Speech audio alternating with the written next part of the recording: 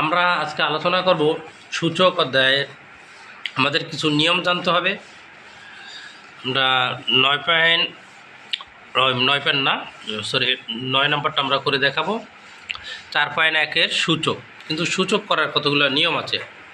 বিশেষ করে সূচক করার সময় আমাদের যদি অঙ্ক মাঝে যদি এই ইনটুটা আসে, এই একটা ইনটু এটা ইনটু, তাহলে আমরা সমান এর পরিবর্তে আমরা কি লিখতে পারি? প্লাস।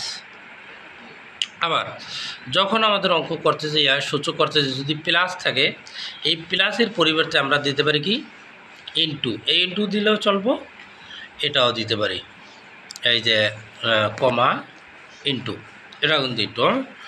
এরপর মাইনাস থাকলে আমরা কি করতে পারি?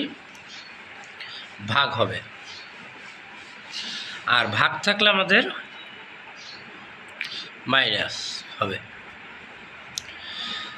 আবার একটু খেয়াল করেন, গুণ থাকলে গুণ দুই সিস্টেমে একটা কমা দিয়ে দিচ্ছি আমরা, গুণ আর এই যে ইনটু, এটার পরিবর্তে আমরা সূচক করার সময় প্লাস দিতে হবে। আবার প্লাস থাকলে আমাদের ইনটু দিতে হবে। আর মাইনাস থাকলে আমরা সূচকে করার সময় তাহলে আমরা ডিভাইডেড দেব। আবার ডিভাইডেড থাকলে আমাদের কি করতে হবে? মাইনাস দিতে হবে। এখন আমরা যদিও 9 নম্বরটা অঙ্কটা ছোট, কিন্তু ইম্পর্টেন্ট, শর্ট প্রশ্নে আসে। 9 নম্বরটা আলোচনা করব। রাইট হ্যান্ড সাইড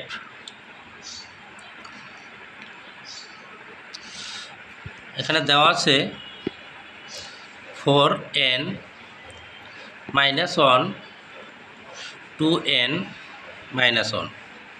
তাহলে এখন আমরা কি করতে পারি? এই যে 4 রে আমরা কি করব? ভাঙাবো। 2n আবার স্কোয়ার দিলাম, 2 দুগুণে 4 - 1, এখানে 2n -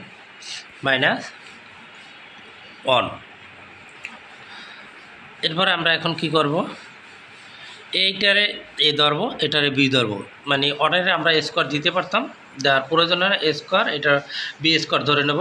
তাহলে আমাদের একটা সূত্র ব্যবহার করতে হবে, যেমন এ স্কোয়ার মাইনাস বি স্কোয়ার অনুপাতে এটা লিখতে হবে এ প্লাস বি ইন্টু এ মাইনাস বি।